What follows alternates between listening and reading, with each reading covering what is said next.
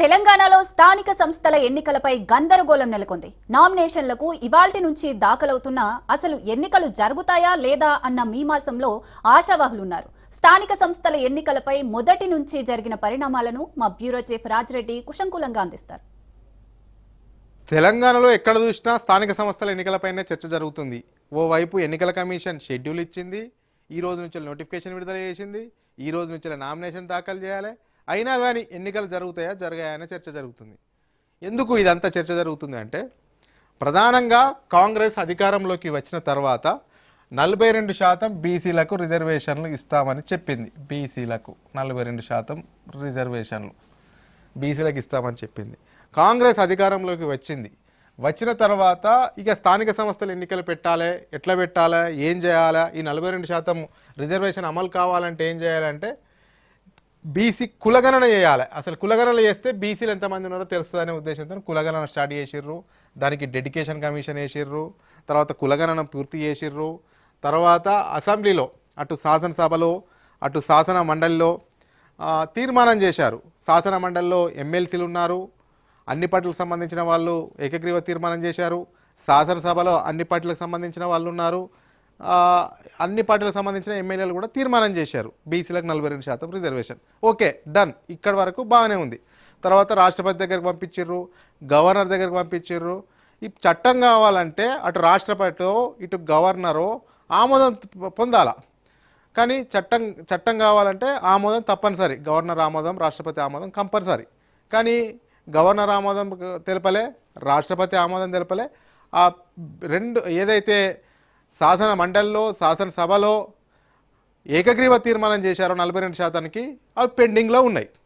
పెండింగ్లో ఉండగా ఏం చేసిర్రు అంటే, ఇక ప్రభుత్వం ప్లాన్ చేసింది ఇది పెండింగ్లో ఉంది, ఎట్లయినా సాధ్యమయ్యేటట్లేదు కాబట్టి జీవో విడుదల చేస్తాం, 42% రిజర్వేషన్లు అమలు చేస్తున్నామని జీవో రిలీజ్ చేస్తామని లీకులు వచ్చినాయి. లీకులు వస్తే మొదటగా క్యాచ్ చేసింది మీడియా.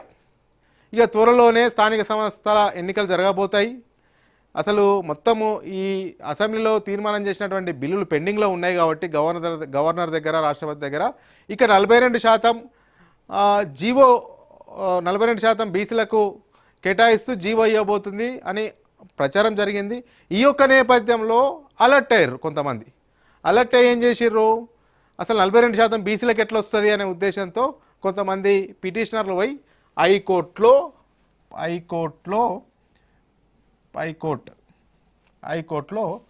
పిటిషన్ దాఖలు చేశారు. దాఖలు చేసిన తర్వాత ఏమైంది, హైకోర్టు విచారణకు తీసుకున్న తర్వాత ఏమైంది, మీడియాలో చూసి మీరు ఎట్లా హైకోర్టుకు వస్తారు, ఎట్లా పిటిషన్ వేస్తారు అనేది ఉద్దేశంతో అసలు నిజంగానే వేసిన తర్వాత షెడ్యూల్ వచ్చిన తర్వాత మాకు చెప్పండి, మీడియాలో చూసిన తర్వాత ఎట్లా వస్తారు అనేది కొట్టివేసింది. పిటిషన్లు వేసిన దాన్ని కొట్టివేసింది. ఆ తర్వాత జీవో వచ్చింది. వచ్చిన తర్వాత మళ్ళీ ఇదే హైకోర్టుకు వెంటనే పిటిషనర్లు వెళ్ళిన తర్వాత కేవలం 6 గంటల సమయం తీసుకుంది. 6 గంటల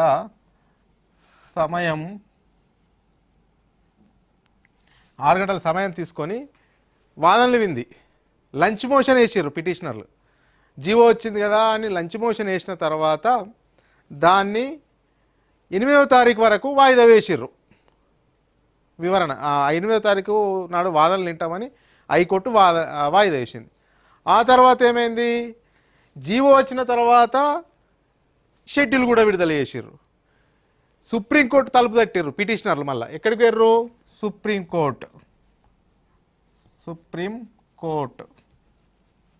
సుప్రీంకోర్టుకు వెళ్ళారు. ఈ సుప్రీంకోర్టుకు వెళ్ళిన తర్వాత అసలు కింద హైకోర్టు ఉన్నది, హైకోర్టులో వాదనలు కాలేదు, హైకోర్టులో అసలు కేసు గురించి తేల్చలేదు, హైకోర్టులో 8వ తారీఖు నాడు వాయిదా వేసింది. మా దగ్గరికి ఎందుకు వచ్చిర్రు, మీరు మళ్ళీ హైకోర్టుకు వెళ్ళరు అనేది సుప్రీంకోర్టు తీర్పిచ్చింది. ఈ యొక్క నేపథ్యంలో హైకోర్టులో 8వ తేదీ అంటే నిన్న వాదనలు జరిగిన తర్వాత హైకోర్టులో పిటిషన్ల తరపున న్యాయవాదులు వాదనలు బలంగా వినిపించారు. ఎందుకంటే ఈ యొక్క జీవో చెల్లుబాటు కాదు, ఇది రాజ్యాంగ విరుద్ధం, రాజ్యాంగంలో ఎక్కడ లేదు, తర్వాత త్రిబుల్ టెస్ట్కు అనుగుణంగా లేదు అనేది కూడా పిటిషన్ల తరపున న్యాయవాదులు మాట్లాడినటువంటి అంశం. ఆ తర్వాత ప్రభుత్వం తరపున ఉన్నటువంటి వాదించినటువంటి లాయర్లు కూడా త్రిబుల్ టెస్ట్ జరిగింది, డెడికేషన్ కమిషన్ ఏర్పాటు చేశాం, ఎంపారికల్ డేటా ఉంది, 50% కూడా చేసుకోవచ్చు, రాజ్యాంగంలో ఎక్కడ కూడా 50% రిజర్వేషన్లు దాటద్దు అని పొందుపరచలేదు, కేవలం సుప్రీంకోర్టు గైడ్లైన్స్, సుప్రీంకోర్టు తీర్పు మాత్రమే ఉందని చెప్పింది. అయితే ఇదంతా కూడా ఇవాళ నోటిఫికేషను, నిన్ననేమో కోర్టులో పిటిషన్ తరపు న్యాయవాదులు మరి ఎన్నికల నోటిఫికేషన్ పడ్డది కదా, స్టే ఇవ్వండి అని న్యాయమూర్తిని అడిగితే ఇవ్వలేదు. ఇవ్వకపోగా ప్రభుత్వం తరపున ఉన్నటువంటి వాళ్ళు ఆల్రెడీ షెడ్యూల్ విడుదలైంది, రేపు నోటిఫికేషన్ కూడా విడుదలవుతుంది అన్నారు. అయితే దాని మీద స్టే ఇవ్వండి నోటిఫికేషన్ మీద అనేది ఈ యొక్క వాదనలు వినిపించినటువంటి పిటిషన్ తరపున వాదనలు వినిపించినటువంటి అడ్వకేట్లు కోరగా సెసామేరా అని కోర్టు ఈ రోజు అడిగి వాయిదా వేసింది. ఈరోజు నామినేషన్ల ప్రక్రియ, ఈరోజు నోటిఫికేషన్ విడుదలైంది. ఇక మొత్తం గందరగోళంగా ఉంది. హైకోర్టు ఏమో మొదటగా మీడియా మాటలు పట్టుకొని ఎట్లా వస్తారు అని హైకోర్టు ఫస్ట్ కొట్టేసింది. ఇక్కడ ఫస్ట్ స్టెప్ ఏంది, ప్రచారం జరుగుతుంది, ఇట్లా జీవో ఇస్తారని హైకోర్టును ఆశ్రయిస్తే హైకోర్టు కొట్టేసింది. హైకోర్టు కొట్టేసిన తర్వాత జీవో ఇచ్చిర్రు, జీవో వచ్చింది. జీవో వచ్చిన తర్వాత మళ్ళా లంచ్ మోషన్ వేసిర్రు. లంచ్ మోషన్ వేస్తే 6 గంటలులోనే విచారణ చేసింది, 8వ తారీఖు వాయిదా వేసింది.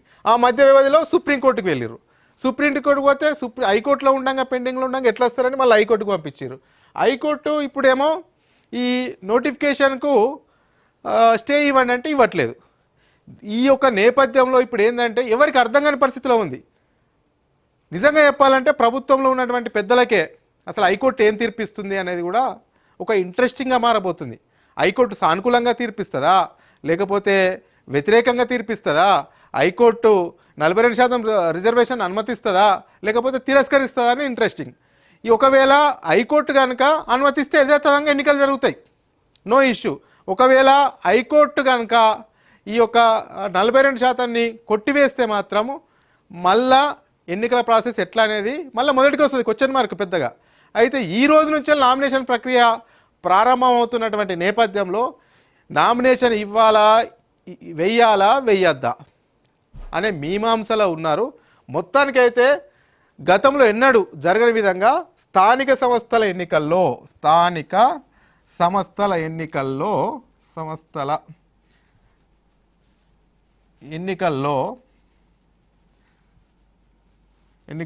గందరగోళ వాతావరణం మొదటిసారి ఉందని చెప్పుకోవచ్చు.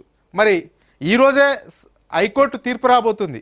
మరి ఆ తీర్పులో ప్రభుత్వానికి అంటే 42% జీవో నెంబర్ 9కి అనుకూలంగా తీర్పిస్తుందా లేకపోతే వ్యతిరేకంగా తీర్పిస్తుందా, దాన్ని బట్టే స్థానిక సంస్థల ఎన్నికల బౌద్ధల్యం ఆధారపడి ఉందని చెప్పుకోవచ్చు.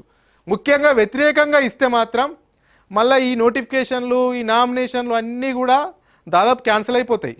ఎందుకంటే 42% చెల్లుబాటు కాదన్నప్పుడు ఇప్పుడు ఇచ్చినటువంటి నోటిఫికేషన్ ప్రకారం ఎవరు కూడా నామినేషన్ వేయలేరు. రిజర్వేషన్లు అన్నీ మారవలసి వస్తాయి, రిజర్వేషన్లు 42% మారవలసి వస్తాయి. ఎందుకంటే 50% కట్ ఆఫ్ సుప్రీంకోర్టు గైడ్లైన్స్ ప్రకారం. 17% ఎక్కువ ఉన్నాయి, 67% అయిపోయినాయి. ఇప్పుడు ఆ 17 తగ్గాలి, 17 తగ్గితే బీసీలకు 25 రావాలి, ఆ 25 వస్తేనే చెల్లుబాటు అవుతుంది, లేకపోతే లేదు. అంటే ఇప్పుడు గందరగోళ పరిస్థితిలో ఉన్నారు. ఈ యొక్క 42%కు హైకోర్టు కనుక గ్రీన్ సిగ్నల్ ఇస్తే యథావిధిగా ఎన్నికలు జరుగుతాయి. కానీ ఎన్నికలు జరిగినా కానీ ఎన్నికలు జరుగుతాయి, ఎన్నికల షెడ్యూల్ ప్రకారం పోతాయి.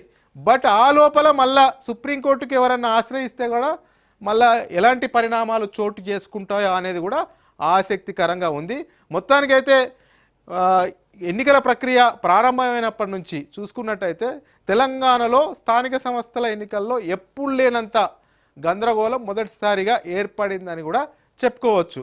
మరి ఈరోజు ఒక క్లారిటీ రాబోతుంది, ఏమొస్తుందో